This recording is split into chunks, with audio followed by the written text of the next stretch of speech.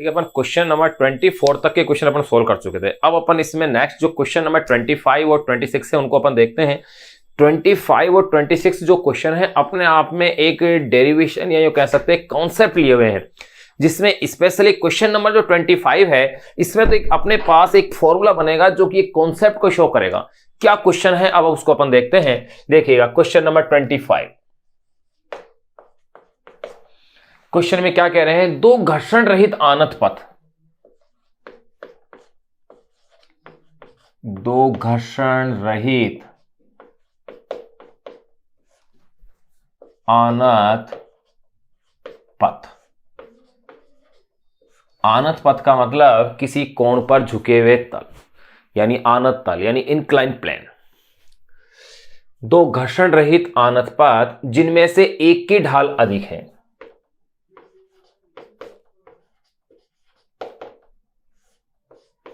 जिनमें से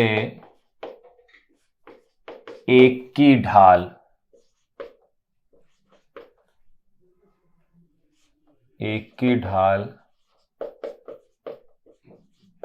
अधिक है। दो घर्षण रहित आनत पथ जिनमें से एक की ढाल अधिक है और दूसरे की ढाल कम है।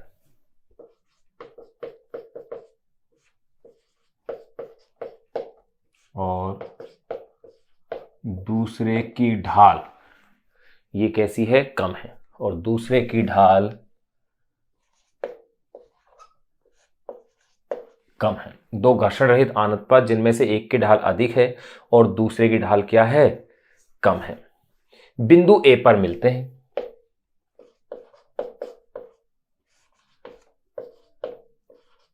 बिंदु ए पर मिलते हैं। बिंदु ए से प्रत्येक पथ पर एक एक पत्थर को, बिंदु ए पर मिलते हैं। बिंदु ए से प्रत्येक पथ पर, बिंदु ए से प्रत्येक पथ पर, बिंदु ए से प्रत्येक पथ पर एक एक पत्थर को, एक एक पत्थर को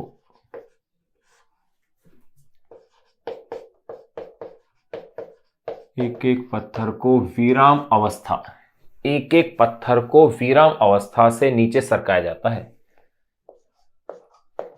विराम अवस्था से नीचे सरकाया जाता है। विराम अवस्था से नीचे सरकाया जाता है। तो देखिए अब इसमें क्वेश्चंस क्या हैं। चित्र अपन को इस तरह से दिया हुआ है।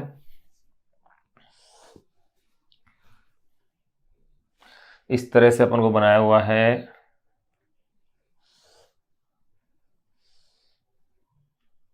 ये देखो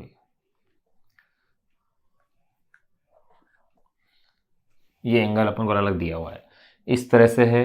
ये तो ए है, बी है और ये क्या है अपने पास, सी है। यहां इसकी जो हाइट दी है इन्होंने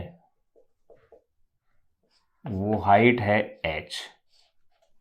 हाइट अपन को ऐसी कितनी दी हुई है भाई, h दी हुई है। ये एंगल है θ1 और ये एंगल है θ2। दोनों अलग अलग एंगल दिए हुए हैं। पत्थर यहां से लुढ़काया जा रहा है।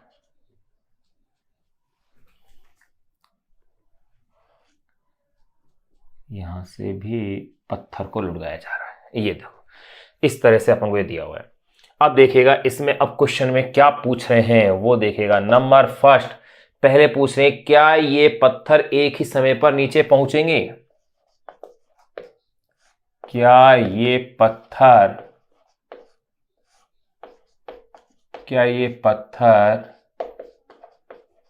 एक ही समय पर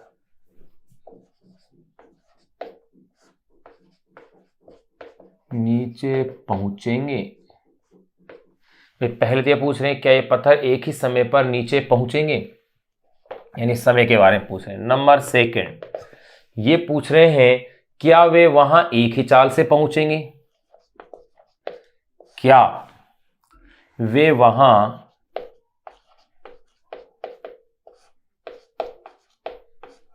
एक ही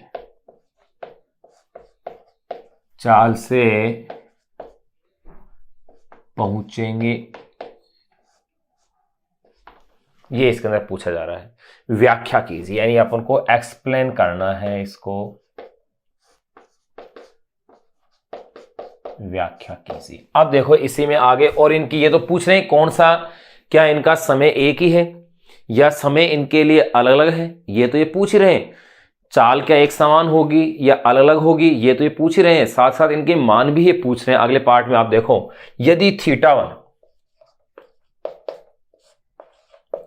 θ1 इज इक्वल टू 30 डिग्री वे θ2 इज इक्वल टू क्या हो 60 डिग्री और h इज इक्वल टू जो चित्र में दिया हुआ है 10 मीटर दिया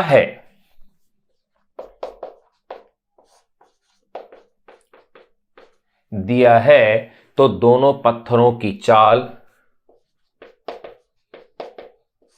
तो दोनों पत्थरों की चाल, तो दोनों पत्थरों की चाल एवं उनके द्वारा नीचे पहुंचने में लिया गया समय, दोनों पत्थरों की चाल एवं उनके द्वारा नीचे पहुंचने में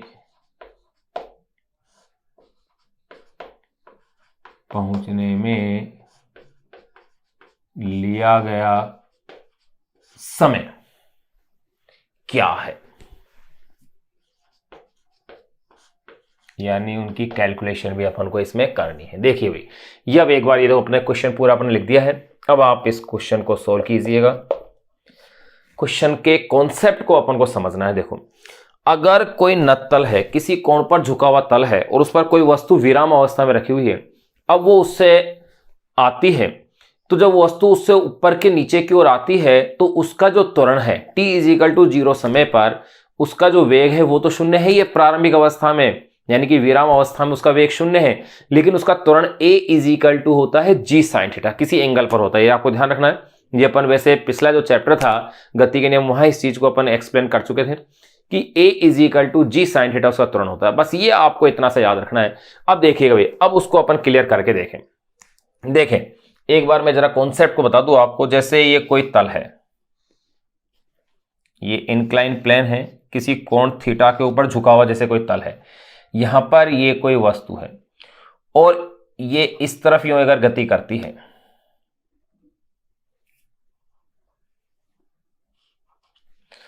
और मैंने मान लिया कि इस तल की जो लंबाई है वो है s है। गौर कीजिएगा, इस तल की लंबाई को क्या ले रहे हैं अपन, s ले रहे हैं।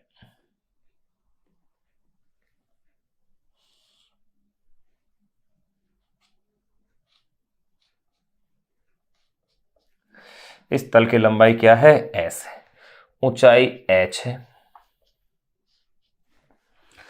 अब आप यहां गौर क्या करेंगे वो देखिएगा। जब t = 0 पर विराम अवस्था में है, पिंड नत्तल के शीर्ष पर स्थित है, तो इस अवस्था के अंदर u = 0 होगा और a = क्या होता है, ध्यान रखना, a = होता है g sin θ।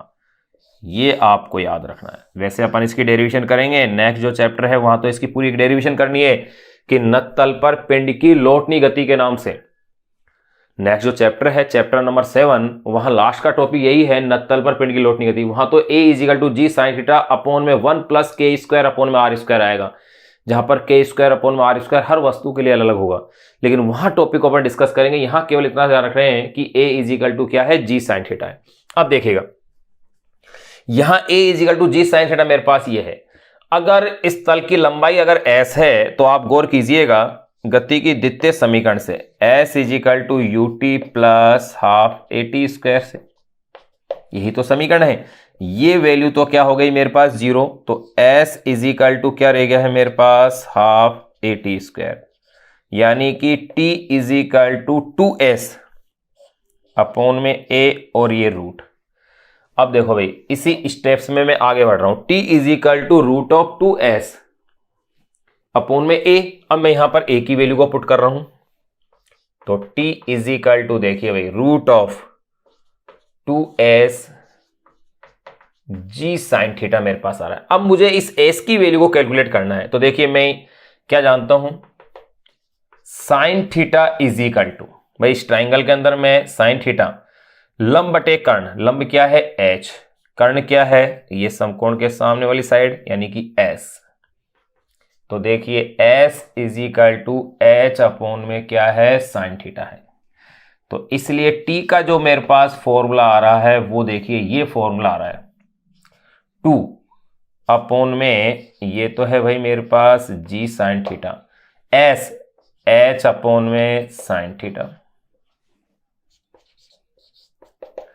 तो t इज इक्वल टू देखो साइन साइन साइन का स्क्वायर तो ये हो गया है 1 अपॉन में साइन थीटा, रूट के अंदर देखें 2h अपॉन में g, ये मेरे पास इस आनत तल के लिए t का फॉर्मूला मेरे पास आ गया। t is equal to 1 upon में sine theta root of 2h upon में g। अब मुझे अगर वेलोसिटी चाहिए, अगर वेलोसिटी चाहिए t समय बाद, अगर t समय बाद मुझे वेलोसिटी चाहिए तो आप गति की पहली समीकरण का आप इसमें उपयोग कर सकते हैं, v is equal to u plus at। तो देखिए भाई अब v is equal to u plus at से भाई t समय बाद वेग क्या होगा। तो देखो भाई u की वैल्यू तो 0 है, a की वैल्यू क्या है मेरे पास g साइन थीटा, और t की वैल्यू ये रही मेरे पास 1 अपॉन में sine theta root of 2h upon में g। तो यहां आप क्या देख रहे हैं साइन थीटा से साइन थीटा कैंसिल हो गया, तो v इज इक्वल टू क्या बच गया भाई मेरे पास रूट ऑफ 2gh। ये वेग का फॉर्मूला है, ये आपको याद रखने हैं डायरेक्टली, अपन ने निकाल तो दिए हैं फॉर्मूले, ये आपको स्पेशली याद रखने हैं। अब आप गौर कीजिएगा कि जो समय है वो तो थीटा पर डिपेंड कर रहा है, लेकिन वेग जो है वो थीटा पर डिपेंड नहीं कर रहा है, यानी कि ऊंचाई पर निर्भर कर रहा है। और आप गौर करेंगे इस वाले आनत तल के लिए, इस वाले आनत तल के लिए ऊंचाई का मान तो क्या है समान है, हाइट तो सेम है। अगर हाइट इनकी सेम है इसका मतलब वेग दोनों ही पिंडों के लिए समान है, लेकिन समय क्या होगा अलग अलग होगा। तो अपन यूं कह सकते हैं अतः नत तल पर गतिमान पिंड का वेग तल के झुकाव पर निर्भर नहीं करता है, परंतु समय तल के झुकाव पर क्या करता है निर्भर करता है। तो देखिए ये रिजल्ट मेरे पास आ गया। अतः नत तल इंक्लाइन प्लेन या आनत तल पर गतिमान पिंड का वेग, पर गतिमान पिंड का वेग, अतः नत तल पर गतिमान पिंड का वेग तल के झुकाव पर, वेग तल के झुकाव पर निर्भर नहीं करता, परंतु समय तल के झुकाव पर निर्भर करता है, परंतु समय तल के झुकाव पर निर्भर करता है। इसका मतलब ये हुआ क्वेश्चन में जो पूछा है क्या ये पत्थर एक ही समय पर नीचे पहुंचेंगे, नहीं अलग अलग समय पर नीचे पहुंचेंगे।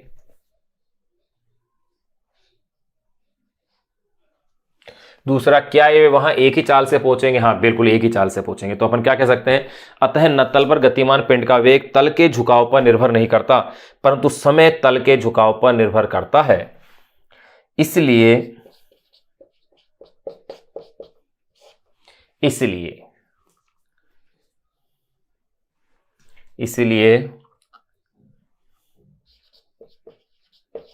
पत्थर एक ही चाल से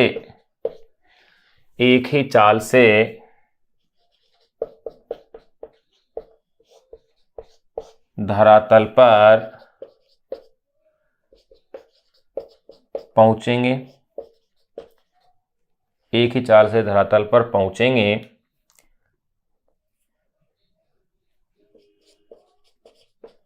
जिनके लिए समय अलग अलग होगा। देखो ये मैंने इस सवाल का जवाब दे दिया। क्या ये पत्थर एक ही समय पर पहुंचेंगे? क्या वे वहां एक ही चाल से पहुंचेंगे? तो मैंने क्या लिख दिया, यहां इसका आंसर आ गया है, पत्थर एक ही चाल से धरातल पर पहुंचेंगे जिनके लिए समय क्या होगा, अलग अलग होगा। यानी कि टाइम तो इनके लिए अलग अलग होगा, लेकिन चाल इनकी क्या होगी, समान होगी। एक बार आप इसे नोट कर लें, ऐसे कैसे स्क्रीनशॉट ले लें आप इसका। फिर इसके आगे का अपन पार्ट सोल्व करते हैं कि अगर इनके इन एंगलों को रख करके अपन इसके समय और वेग की अगर अपन गणना करें तो वो वैल्यूज मेरे पास क्या आ रही हैं उसको अपन कैलकुलेट करके देखेंगे। तो पहले अपन इसका वेग कैलकुलेट कर लें या पहले अपन समय को कैलकुलेट कर लें, किसी को भी अपन कैलकुलेट कर सकते हैं।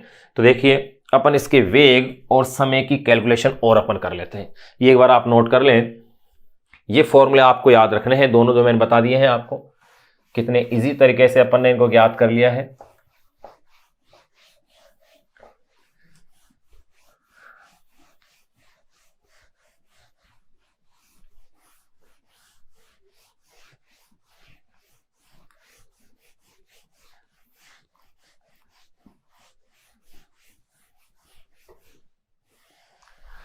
तो यहां आपके पास ये इस सवाल का जवाब आ गया कि इनके लिए समय तो क्या होगा, अलग अलग होगा, लेकिन चाल इनकी क्या होगी, एक समान होगी। क्लियर।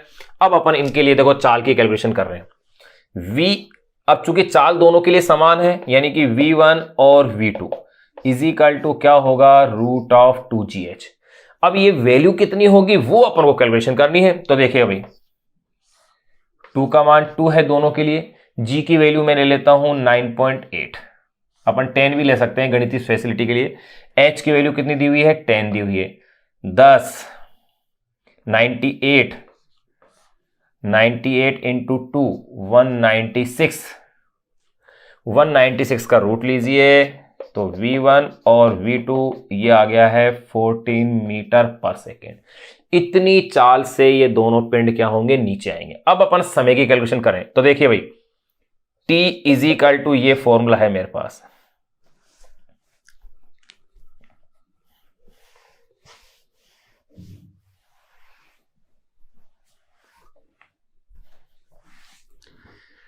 देखिएगा अभी अभी मैंने निकाला था, t is equal to 1 upon में sine theta root of 2h upon में g। यही तो मेरे पास फॉर्मूला है t का। अब इस फॉर्मूला से देखो, पहले वाले पिंड के लिए मैं बात करूं जिसके लिए एंगल कितना है, 30 डिग्री है, तो देखो t1 is equal to 1 upon में sine 30 degree root of h की वैल्यू 10 है, g की वैल्यू क्या ले लेता हूं मैं, 9.8 ले लेता हूं। अब मुझे इसको कैलकुलेट करना है। देखिए मैं इसको यहां कर लेता हूं, t1 is equal to sine 30 1 upon में 2, 1 अपॉन में 2 रूट ऑफ 20 यानी कि 200, ये 98, यहां 2 आ गया, 200 अपॉन में 92। अब देखिए कैलकुलेशन आसान है। अगर मैं इस g को मैंने 10 लिया होता, सपोज कीजिए अगर ये 10 होता तो ये रूट ऑफ 2 बन जाता, क्योंकि 100 से 100 कैंसिल हो जाता, यानी 2 रूट ऑफ 2 मेरे पास आंसर आ जाता है। इसका कितना जाता है, 2 रूट ऑफ 2 सेकेंड, और रूट ऑफ 2 की वैल्यू मेरे को पता है 1.414, तो अपन इस तरह से निकाल सकते हैं। यानी कि अप्रॉक्स जो ये वैल्यू आ जाएगी मेरे पास, यानी कि ये जो मेरे पास वैल्यू आ जाएगी अप्रॉक्स, ये हो जाएगी 2.86, ये लो, या इसे मैं कह सकता हूं अप्रॉक्स 2 रूट ऑफ 2 सेकेंड। अगर 10 सेकेंड हो तो इस फॉर्मेट में आंसर ले सकते हैं। अब मैं कैलकुलेट करता हूं t2 की वैल्यू। t2 देखो 1 अपॉन में साइन 60 है, ये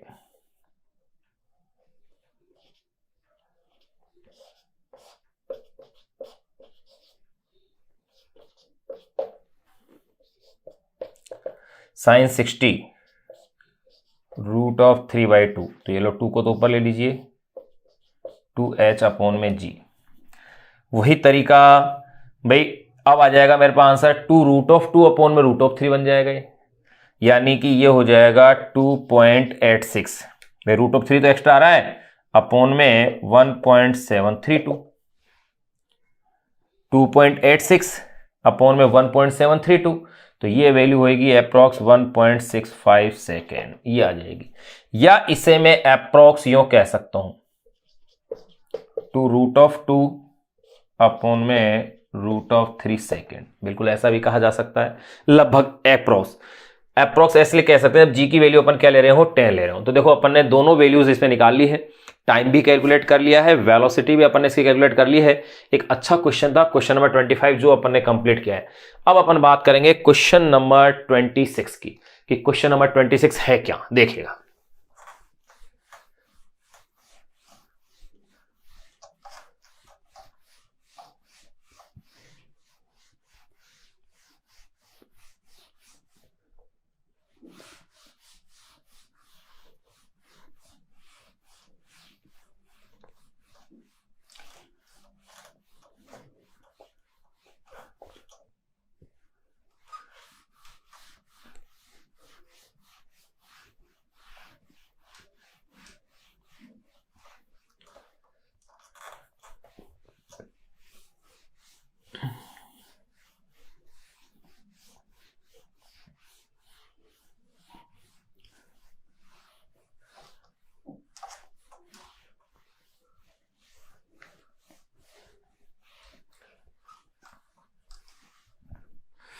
क्वेश्चन नंबर 25 के बाद देखिए भाई, ये क्वेश्चन क्या कह रहा है। क्वेश्चन में एक डायग्राम दिया हुआ है और उस डायग्राम से ये ज्ञात करवाना चाह रहे हैं घर्षण गुणांक का मान। यानी कि जो पिछला चैप्टर अपन ने कंप्लीट किया था, चैप्टर नंबर जो 5 था, न्यूटन के गति के नियम वाला, उसके सारे कॉन्सेप्ट इसके अंदर अप्लाई होंगे। देखिए कैसे, क्वेश्चन में क्या कह रहे हैं, चित्र के अनुसार यूं कह रहे हैं, किसी रुक्ष आनत तल पर, यानी किसी खुरदरे आनत तल पर,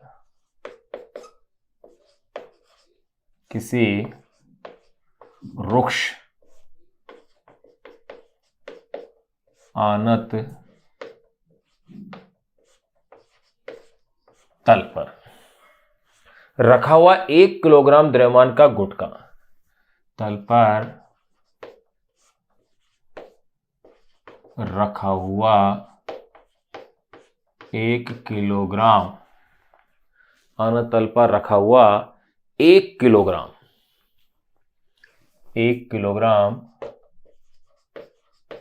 द्रव्यमान का गुटका, किसी रुक्ष आनत तल पर रखा हुआ 1 किलोग्राम द्रव्यमान का गुटका, 1 किलोग्राम द्रव्यमान का गुटका किसी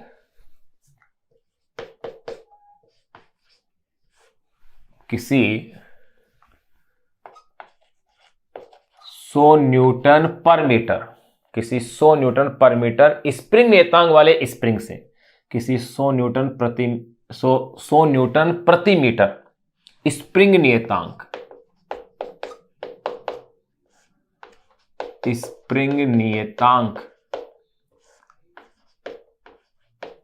स्प्रिंग नियतांक वाले स्प्रिंग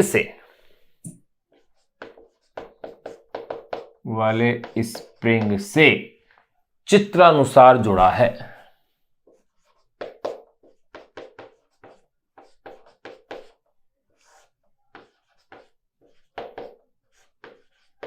स्प्रिंग से चित्रानुसार जुड़ा है। गुटके को स्प्रिंग की बिना खिंची,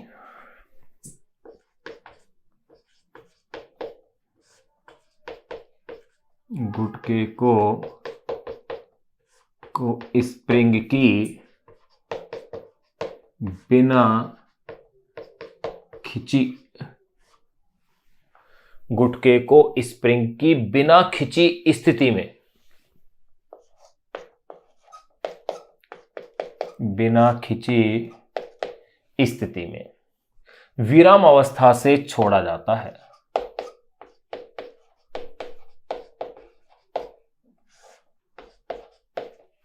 विरामावस्था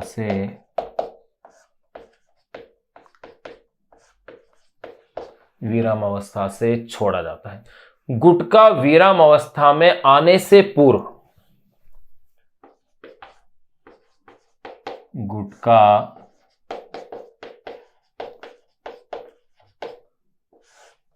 विराम अवस्था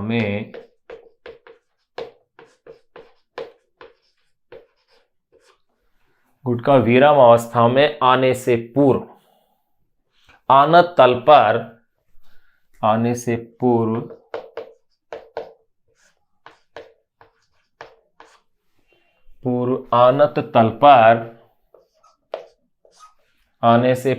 आनत तल पर 10 सेंटीमीटर नीचे खिसक जाता है। 10 सेंटीमीटर नीचे खिसक जाता है।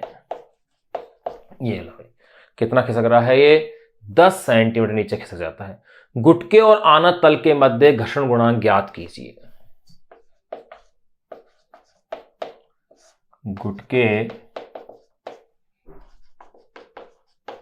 और आनत तल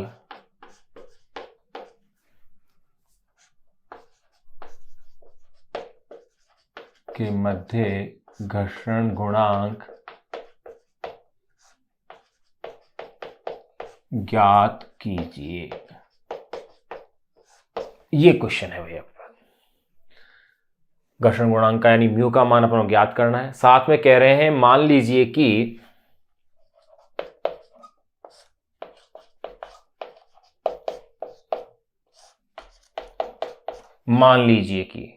स्प्रिंग का द्रव्यमान उपेक्षणीय है।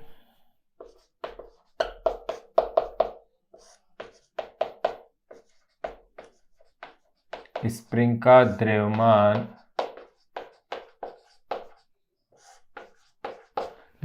कैसा है? उपेक्षणीय है। और स्प्रिंग घिरनी रहित है।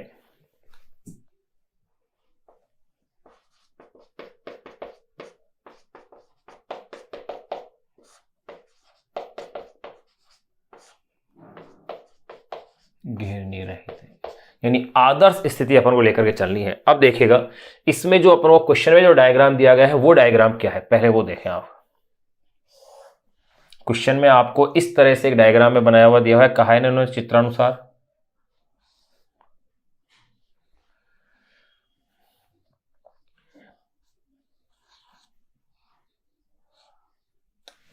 यहां से एक स्प्रिंग है,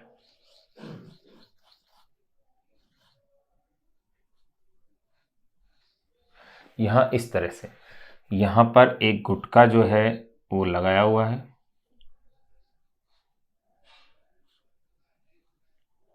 ये एक ब्लॉक है जो यहां लगाया हुआ है और ये है 1 kg का यानी कि 1 किलोग्राम का गुटका है। ये घिरनी के साथ ही लगाया हुआ है। ये एंगल इन्होंने दिया हुआ है डायग्राम में 37 डिग्री दिया हुआ है।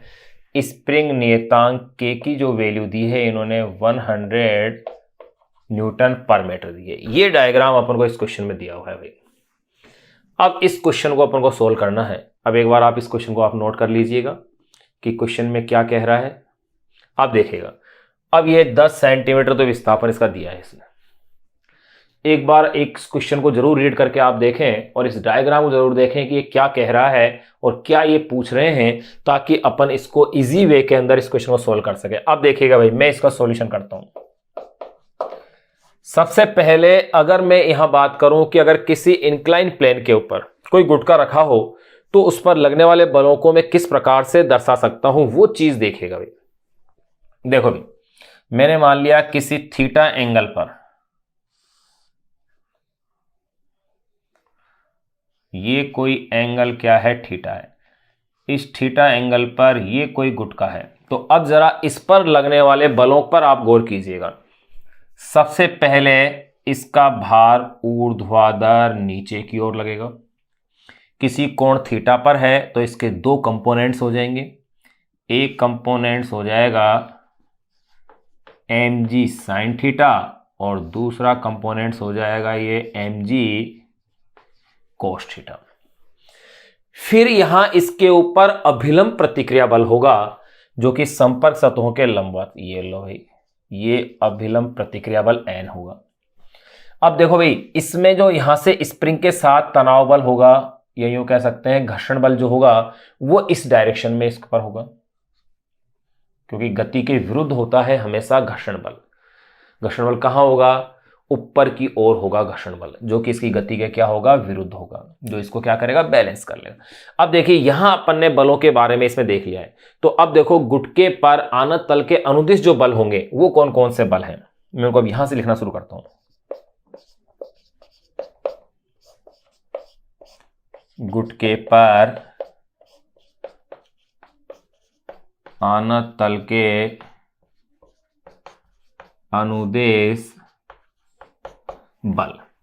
तो देखिए नंबर फर्स्ट, पहले अगर मैं बल की बात करूं, यहां तो मैं एक तरह से यूं कह सकता हूं कि Kx बल भी तो होगा स्प्रिंग वाला। तो देखो गुटके पर आनत तल के अनुदेश बल, जो गति वाले बल होंगे, आनत तल के अनुदेश बल। नंबर फर्स्ट, नीचे की ओर बल,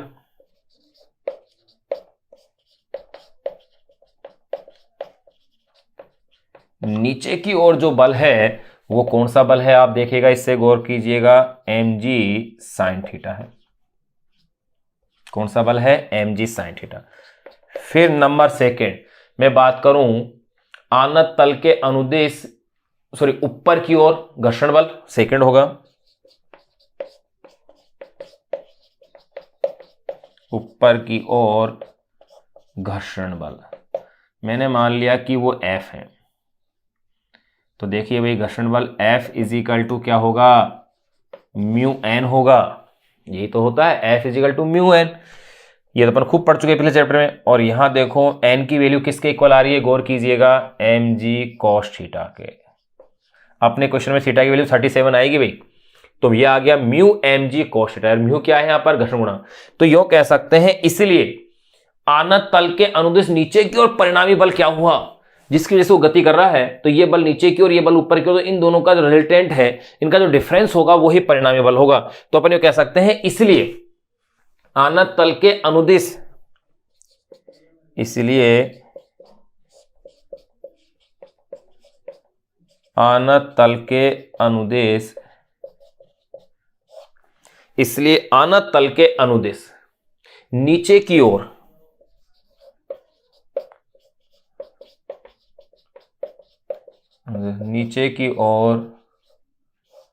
परिणामी बल। देखिए भाई नीचे की ओर परिणामी बल क्या है, मैंने मान लिया कि वो परिणामी बल क्या है भाई, F है। अगर आनत तल पर नीचे की ओर परिणामी बल अगर मैंने F कह दिया है, तो वो परिणामी बल F क्या होगा, mg sin theta minus mu mg cos theta, यही तो होगा। अब देखो आपने इसी क्वेश्चन, इससे आगे का पार्ट में यहां देख रहा हूं, आपने इसी क्वेश्चन पढ़ा है कि गुटका नीचे की ओर 10 सेंटीमीटर नीचे खिसक जाता है। यानी मैं ये कह दूं यदि तल के अनुदेश गुटके का विस्थापन x होता हो, तल के अनुदेश गुटके का विस्थापन अगर x होता है, तो इसमें अपन कार्य ज्ञात कर सकते हैं, बल गुणा विस्थापन। तो देखो यदि ये तो आ गया अपने पास म्यू mg cos थीटा तक आ गया भाई, म्यू mg cos थीटा, यहां तक इक्वेशन तो आ गई है। अब देखो आगे, मैं अगर आगे इस तरह से कह दूं कि यदि तल के अनुदिश गुटके का विस्थापन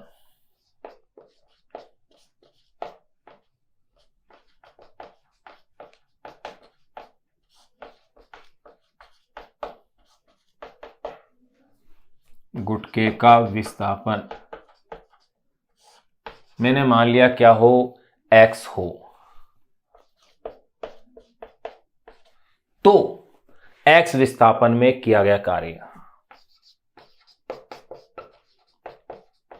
हो, तो x विस्थापन में किया गया कार्य, मैंने मान लिया भाई वो कार्य W है, तो कार्य क्या होगा, बल गुणा विस्थापन यानी Fx, क्योंकि उसी डायरेक्शन में है इसलिए थीटा का मान 0 आ गया इसके लिए।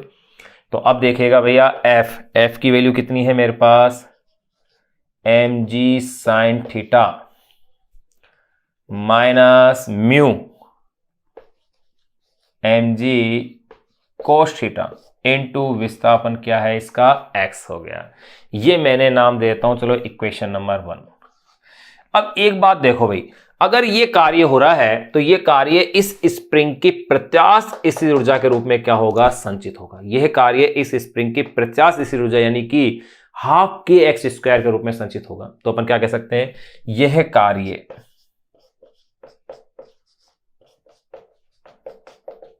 क्योंकि x विस्थापन हो रहा है इसका, तो स्प्रिंग भी तो x खुल रही है। तो अपन कह सकते हैं यह कार्य स्प्रिंग में प्रत्यास्थ स्थितिज ऊर्जा के रूप में, यह कार्य स्प्रिंग में प्रत्यास्थ स्थितिज ऊर्जा के रूप में संचित हो जाता है, के रूप में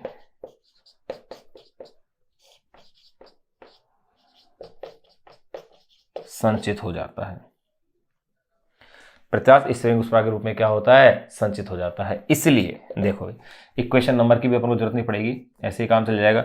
इसलिए W की जगह क्या लिख दूंगा, स्प्रिंग की प्रत्यास्थ ऊर्जा क्या होती है, हाफ के x square is equal to mg sine theta minus mu mg cos theta, और ये x। तो देखो भाई एक x से तो एक x कैंसिल हो गया आपके पास, तो मेरे पास क्या इक्वेशन रह गई है, kx इज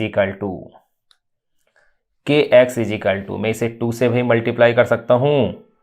चलो अभी तो मैं इसे इतना ही रहने दूं, kx अपॉन में 2 is equal to mg sine theta minus mu mg cos theta.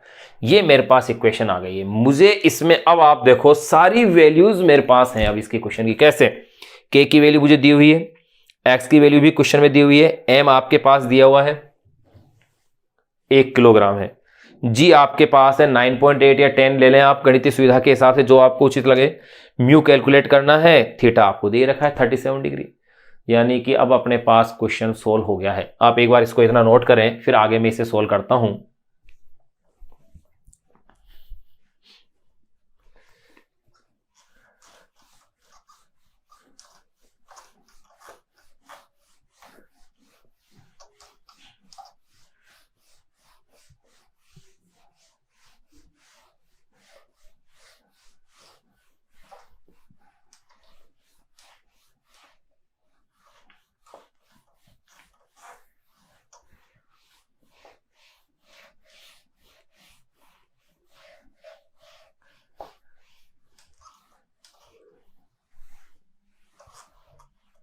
देखिए भाई अब मुझे तो क्या कैलकुलेट करना है, यहां पर म्यू कैलकुलेट करना है, तो मैं समीकरण को थोड़ा सा यूं कर दूंगा। देखो इसको मैं इधर ट्रांसफर कर लेता हूं, यानी कि mu mg cos theta is equal to ये हो जाएगा mg sine theta minus kx।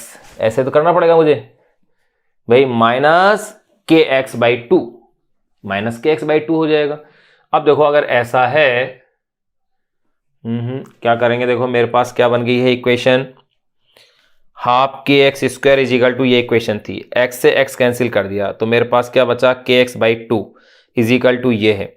अब मैं इसके अंदर से x तो मेरे पास से गया, मेरे पास अब मैं इसको इधर ट्रांसफर कर रहा हूं, इसको इधर ले जा रहा हूं, यानी कि mu mg cos theta is equal to mg sin theta minus kx by 2 हो गया। बिल्कुल यही तो इक्वेशन बन रही है, mg sin theta minus kx by 2, या मैं इसे कह सकता हूं mu mg cos theta is equal to, देखो भाई 2 को तो आप एलसीएम ले लो ना, तो ये क्या हो जाएगा 2mg sin theta minus kx, ये लो। या मुझे कैलकुलेट क्या करना था म्यू, तो ये हो गया है 2mg sin theta minus kx upon में 2mg cos थीटा, ये लो भाई। ये मेरे पास म्यू के लिए डायरेक्ट मैंने एक वैल्यू लिख दी है, क्या बन गया है 2mg sin theta minus kx upon में 2mg cos थीटा। अब इसमें सारी वैल्यूज आप पुट कीजिए। देखो 2m की वैल्यू क्या दी है 1 kg, g की वैल्यू मैं ले लेता हूं भाई इसमें 9.8, ताकि पॉइंटों की वैल्यू भी अपने पास कैलकुलेट, 10 भी ले लो आप, चलो गणितीय फैसिलिटी के लिए अपन 10 ले लेते हैं, लगभग फर्क आ जाएगा भाई देखो। इसीलिए इसका आंसर कहीं तो आएगा 0.125, कहीं आएगा ये 0.125, 0.128 कहीं आएगा 0.127, वो इसलिए क्योंकि जी की वैल्यू अपन 10 ले रहे हैं या 9.8 ले रहे हैं। चलो 9.8 ले लेते हैं या 10 ले लेते हैं। 2 इंटू 1 इंटू 10 ले लिया। फिर आता है साइन 37 डिग्री माइनस के की वैल्यू है 100। ध्यान रहे एक्स को इन्होंने क्या कहा था क्वेश्चन में, 10 सेंटीमीटर, यानी कि कितना मीटर हो गया, 0.1 मीटर अपॉन में 2 m1 जी की वैल्यू 10 कोस 37 डिग्री। ये लो है, एक बार आप इसे नोट करें, मैं जब तक इसको इधर साफ करता हूं।